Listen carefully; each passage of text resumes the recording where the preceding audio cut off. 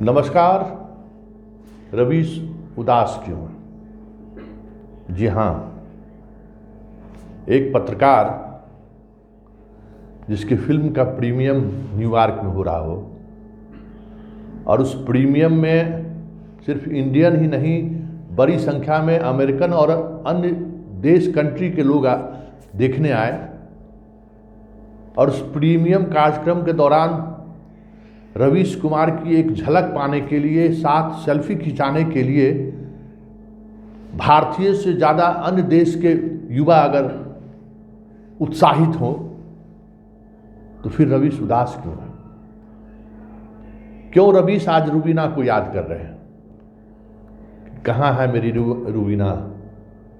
आज पास होती तो हम आपको गले लगा लेते। आपने चिट्ठी कैसे छाटी जाती है वो आपने सिखाया, ड्रेस सेंस आपने सिखाया।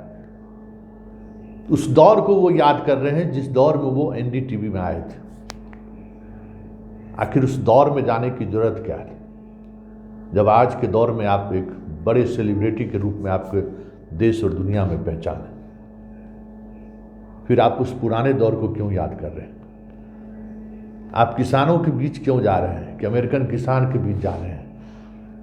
आप दिखा रहे हैं कि देखिए वहाँ के बुजुर्ग किस तरीके से कान में फ़ोन लगाकर गीत सुनते हुए दौड़ रहे हैं, जॉगिंग कर रहे हैं। आप वहीं से दिखा रहे हैं कि किस तरीके से भारतीय छात्रों को हम कह रहे हैं कि अपनी संस्कृति से जुड़े रहो। आखिर वजह क्या है? इतने बड़े आयोजन के मौके पर भी रवीश के चेहरे पर वो खुशी नहीं दिख रही है जो रवीश की पहचान रही है। प्राइम टाइम के बाद जब वो थके रहते हैं फिर भी अगर फ़ोन कॉल पे बात हुई तो लगता नहीं है कि 6 घंटे के मेहनत के बाद वो बात कर रहे हैं। लेकिन न्यूयॉर्क में बात होती है तो लगता है जैसे बहुत बोझिल मन से बात हो रही है, बहुत थका थका सा रवीश लग रहा है। क्या है ये परेशानी? क्यों है परेशानी? क्या हो गया है रवीश कुमार को? क्या साथ छूटने का दर्द है? क्योंकि आप उसी के रूबीना के सहारे ही कहते हैं कि एक तरफ रूबीना की याद आ रही है तो दूसरी तरफ सेबी के परिणाम का भी आप जिक्र करते हैं कि अडानी ने को अनुमति मिल गई है एनडीटीवी का शेयर खरीदने का। तो एक पत्रकार एक संस्था को किस तरीके से प्यार करता है ये भी समझने की जरूरत है कि आज के दौर में रवीश एक अलग ब्रांड है। एनडीटीवी की जरूरत उन्हें नहीं है, एनडीटीवी को रवीश की जरूरत है। फिर भी लेकिन अगर साथ छूटने की बात आती है तो रवीश उस मौके पर भी उदास दिख रहे हैं जिस मौके पर मौका जिंदगी में बार बार नहीं आता है। और एक पत्रकार तो जीवन में कभी सोच भी नहीं सकता है कि उसका इस तरीके से सेलिब्रेशन हो। और उस सेलिब्रेशन के दौर में अगर कोई व्यक्ति उदास है तो उसकी उदासी को समझा जा सकता है। आने वाले समय में हो सके तो प्राइम टाइम में रवीश नहीं दिखाई दे, आने वाले समय में आपको दिखे, खोज ढूंढने पर भी आपको रवीश टीवी स्क्रीन पर नहीं दिखे।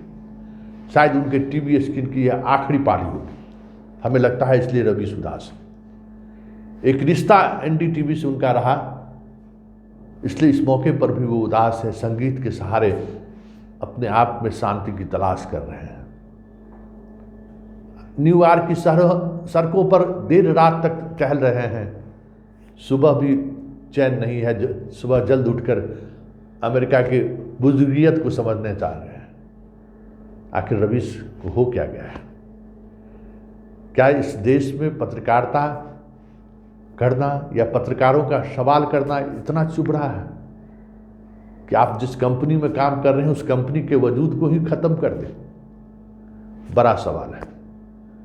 लोकतंत्र में अगर लोकतांत्रिक व्यवस्था ही ना रहे तो फिर इस लोकतंत्र का मतलब क्या है? वैसे रवीश को उदास होने की जरूरत नहीं है। वो टीवी स्क्रीन पर दिखें या नहीं दिखें, लेकिन हजारों लाखों करोड़ों भारतीयों के दिल में वो जरूर दिखते हैं। वो जीते हैं उनके सहारे। वजह आवाज दो हम एक हैं। कल राष्ट्रीय प्रेस दिवस भी था। हालांकि इस मौके पर रवीश का कोई संदेशा नहीं आया, लेकिन उसके दर्द को समझा जा सकता है, उसकी खामोशी को समझा जा सकता है, और सोशल मीडिया के पेज के सहारे उनके अंदर क्या चल रहा है इसको समझा जा सकता है।